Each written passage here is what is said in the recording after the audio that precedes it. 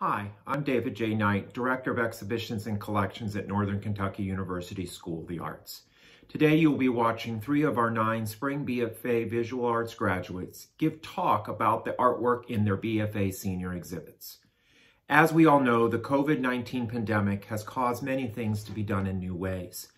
Normally, these 9 BFA seniors would have an on-location senior exhibition in the NKU art galleries and give their talks in the galleries with lots of family, friends, and supporters.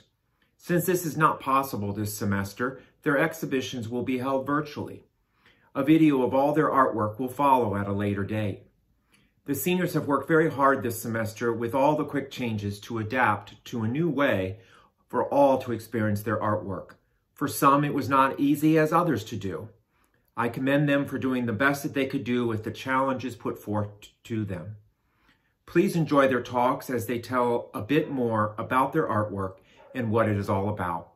Thank you for watching. Arguably, every piece of art is autobiographical. Line comes from a movement of the arm, ideas are created within the brain of the artist, and colors are mixed under the watchful eye. We artists create art about what we know. What is important to us? What we do not know, we explore. Exploring is the way of the artist. Exploring mediums, art history, subject matter, and even oneself.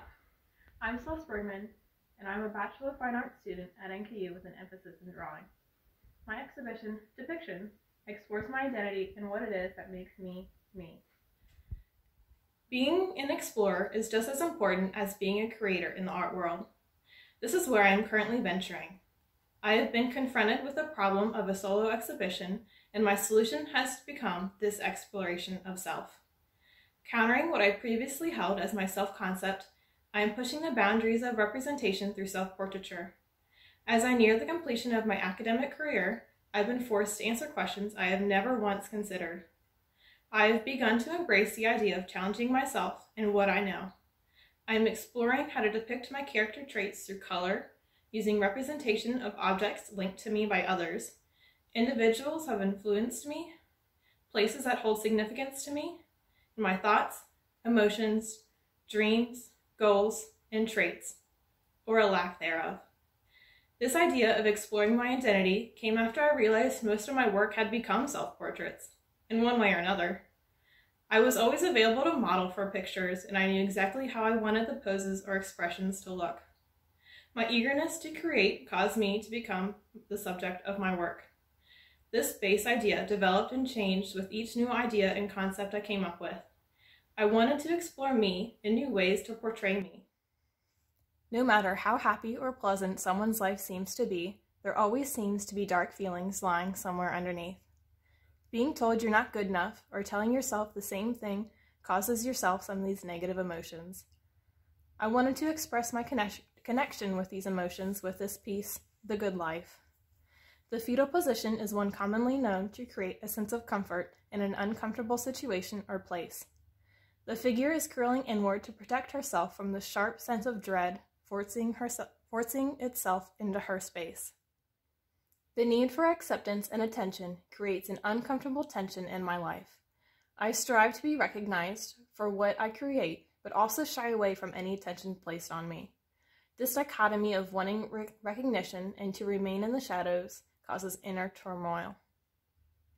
11/11 has always been an important time for me.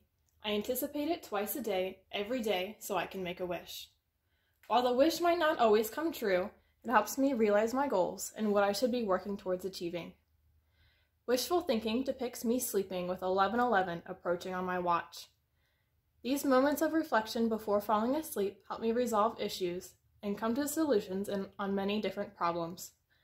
While not obvious, 2 of my siblings and a close friend are represented in this work. This piece was intended to have a video projected on top of it, but due to the circumstances, it was unable to be realized. This video was going to be a series of moving, twisting maps with moments of rest to depict those times when you're not really sure where your life is going and things get hectic and confusing, and when everything seems to be going to plan and life is steady and calm. Being unsure of the next step to take and wanting to avoid all possible risks is the intention of this piece. It was one of the first pieces I created before I realized that my work was becoming autobiographical. I wasn't sure of where I was going in my work and what I needed to be doing next. The billowing shapes in the background are roughly based on a topographical map of Vail, Colorado, a place I visited with my family on accident when we were traveling out west. We realized our initial plan of the trip was not going to be an option upon arrival and were forced to quickly find a new way to enjoy our trip. That first night of uncertainty and quick planning resulted in a fantastic trip. Unfortunately, I do not have this piece here to show in person, as it is currently at NKU hanging in the student juried exhibition. Confidence is not a trait I have much of. A lack thereof depicts me in a confrontational, confident pose, one I'm not usually in. It is something I am striving to improve by acting as if I have the confidence I want to have. Identity is another large aspect of this piece because it was created entirely by using an ink pad and my thumbprint. Thumbprints are unique to each person and are a source of identity. It is one thing I have that no one else does. Fights with my sister when I was younger was a daily occurrence. We never could seem to get along for very long. But after our fights, we would quickly forgive and forget and get right back to playing. The nostalgia embedded in this piece reflect on the times after our fights where we were able to get along. My sister recently moved out of the house and into her own apartment, and our relationship has quickly strengthened with the distance. She was always my confidant and supporter, and she is still the one I go to when I need advice. We are dressed as my mom would dress us up as children, riding the imaginary horse we always wanted. My dog also makes an appearance in this piece, as she is a constant source of happiness and joy. This piece resonates comfort and holds a sense of hope for the future. It reflects on the light, happy moments between the dark and unsure experiences. Through the creation of these pieces for my show, I learned a lot about myself and how other people view me. I was able to put words to emotions and depict the things I had always known but had trouble saying or showing. I wanted to show the things and people that are important to me while describing who I am. While this show is all about me, the emotions and thoughts expressed in the pieces are universal. They are not singular, unique things, although sometimes it does feel like we are alone in this world. Of course, I have to extend sincere thank yous to those who have helped me get to where I am today. My parents, Michelle and Joe, my professors, specifically Mark, Kevin, Paige, and David, as well as my siblings and friends. Special shout out to my sister Gabrielle for always agreeing to photo shoots, even when it's super cold and I'm making you wear weird clothes. You have all influenced and taught me about myself in more ways than I could have ever thought. Hello everyone, I'm Charles Case. I'm a BFA drawing major. My interests are comic books, fantasy, sci-fi, stuff like that. It's those things that led me to create Anasteria, which is my show that revolves around digital paintings meant to be comic book covers for this work I plan to publish. It's about an alien refugee escaping a totalitarian regime and making her way across the galaxy to a better life, and about the friends she makes along the way and the redemption she finds. So a lot of the themes and design elements that I take come from 80s sci-fi such as Blade Runner or Aliens. They're main inspirational choices for me. I really like that retrofitted grungy future look. The art style, I've been taking hints from artists like Fiona Staples, who does the art for Saga, which is another sci-fi / fantasy series with a similar theme.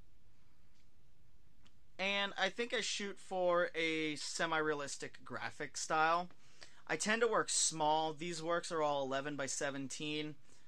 I don't really work larger than a 20 by 30-ish size. I'm not used to working that way, but I do find I work best with larger works than with smaller works. The reason I chose comic books is because I've always wanted to make comic books since I was young, and I feel that comic books as a medium don't get enough respect in typical art circles. I think that there's no distinction for me between a fine art or a low art or low and high art.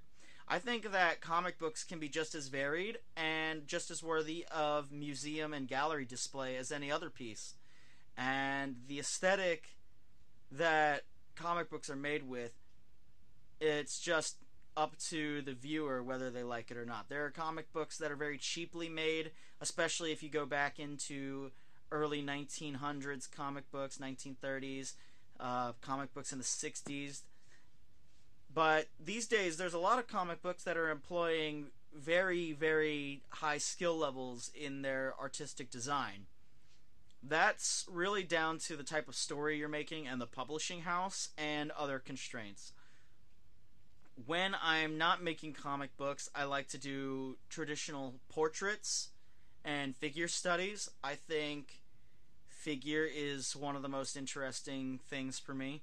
I'm not very into landscape and architecture and other things.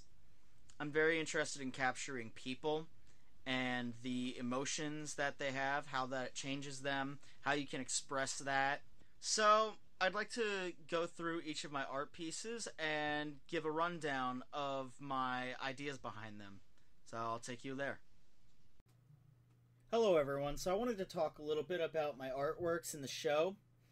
As I said, these are all in the form of comic book covers for a work that I plan on creating and publishing myself.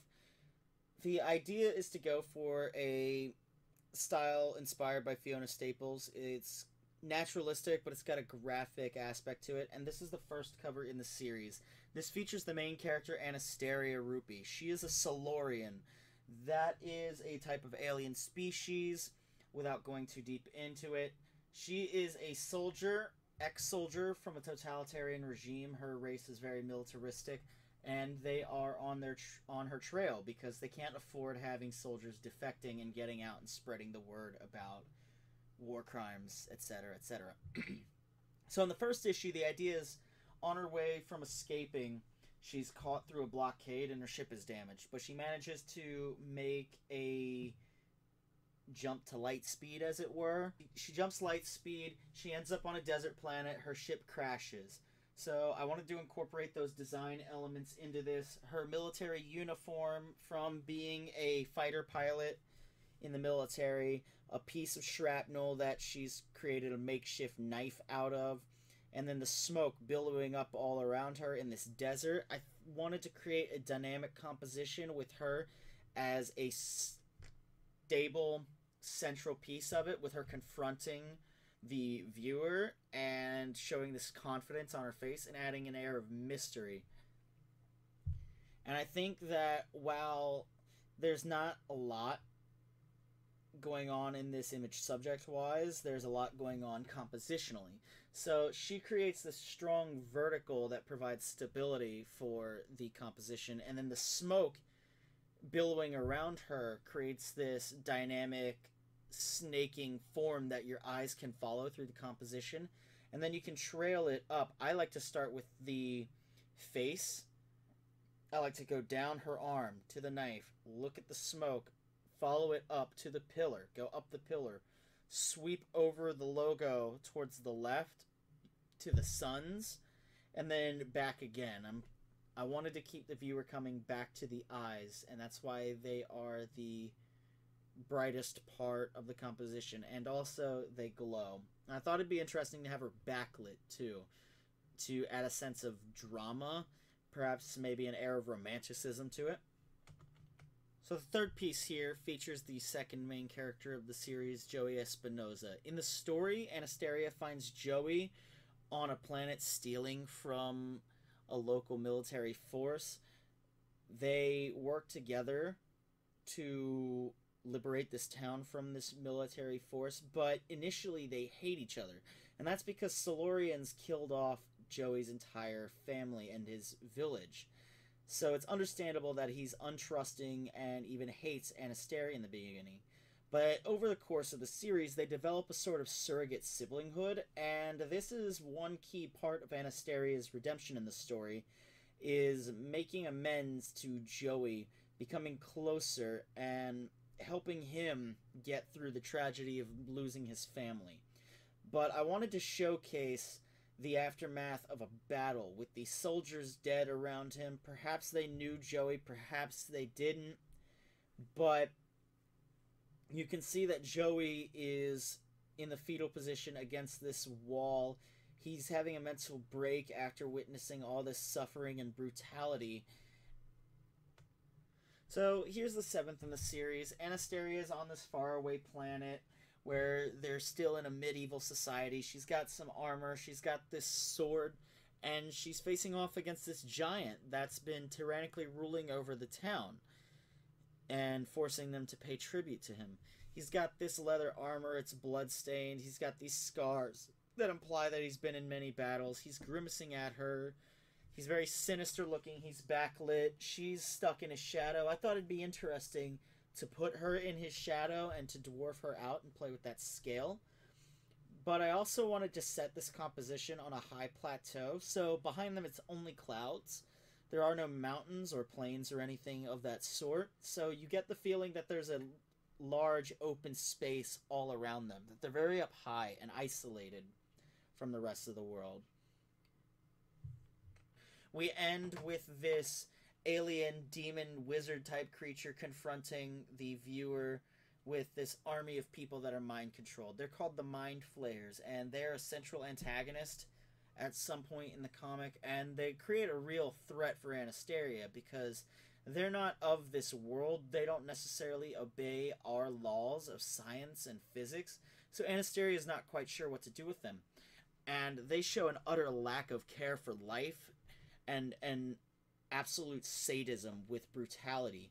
This man is wearing a woman's face as a mask. His writhing tentacles are popping out from underneath of it, and you get a sense that you don't know what this man looks like underneath. All you see is his glowing eyes, and I thought this would be fun to experiment with 3D formulated painting styles and then have flat two-dimensional graphic characters in the background, and to play with the kind of stylistic dichotomy that brings. I also wanted to play with alien lighting, so I gave everything a green tint. And that's it for my presentation. Thank you. My name is Anna Sorrell. I'm a drawing BFA graduating senior at NKU, and this is my senior exhibition, Indecisive.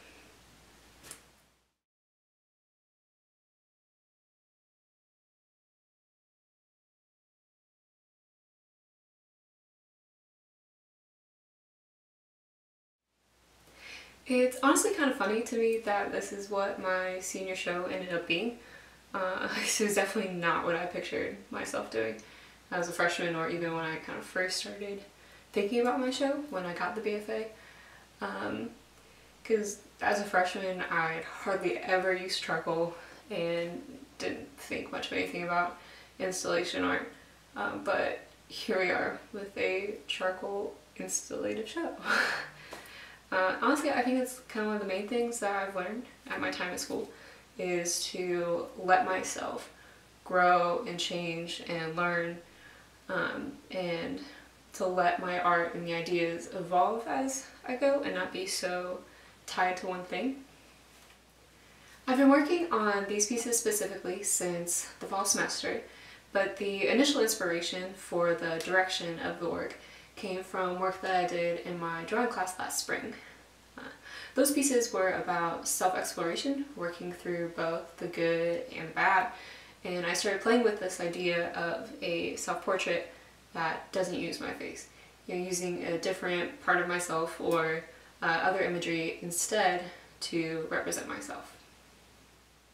One drawing specifically was about artist block, the idea being not being able to come up with an idea and not being able to develop or settle on one. And so that piece specifically, and thinking about self-portraits, was the jumping off point for my senior show. And from there, I landed on a very prevalent aspect of myself, one that I'm not particularly proud of, but is still very much there, and that is my indecisiveness. And from there, I thought of pacing as the perfect metaphor and imagery for what goes on inside my head. Being an indecisive person feels like I'm constantly mentally pacing back and forth between all the different aspects of a decision, unable to reconcile them. I see the pros and the cons and the unknowns and the impact of that decision, and I just feel trapped, stuck in a loop, replaying all those different aspects a million times in my head before making a decision. And then often I almost immediately doubt myself, wondering if I made the wrong decision, because I'm fearful of making the wrong decision.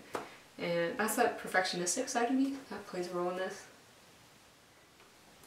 And it honestly kind of sucks. It's like being paralyzed with fear, of making the wrong choice, but then at the same time being in constant motion, bouncing back and forth between all those different aspects. And some days it's the big decisions like, what am I going to do after graduation? Or some days it's just the little decisions. But there's just this like overwhelming and anxious feeling with it. I constantly am like doubting myself. Did I make the right choice? Does it really even matter? Am I blowing this, whatever it is, way out of proportion in my head? And so then my work is about creating a visual of that mindset. Originally, the pacing just started off just as one role, but then as I worked on it, and it kind of evolved a little bit, and it turned into 2 roles, and then it evolved a little more, and it became very installative, where I realized that the environment was just as important as the drawings themselves, because I really wanted that environment paired with the drawings to reflect that mindset that I was feeling. And I wanted the pacing feet to almost completely surround the viewer to kind of evoke that almost like engulfed or trapped feeling that I feel sometimes. Another thing I did very purposefully was to add a column to the center of the space. And there were a couple of reasons for that. First, I wanted to create a walkway that mimicked the flow of the feet around the space, forcing the viewer to walk the perimeter to then follow. And then also it evokes that circular aspect of pacing. And I also wanted to kind of compress the space to up that sort of anxious and claustrophobic feeling, especially when you get multiple people in the space. And maybe the viewer walks multiple times around the space, temporarily sucked into that loop. But the viewer has an escape. There's a doorway. They can leave. But me, I'm still stuck in my head. And that's why I don't provide a resolution to the space or to the feelings that it might create in somebody, because I don't necessarily have one for myself.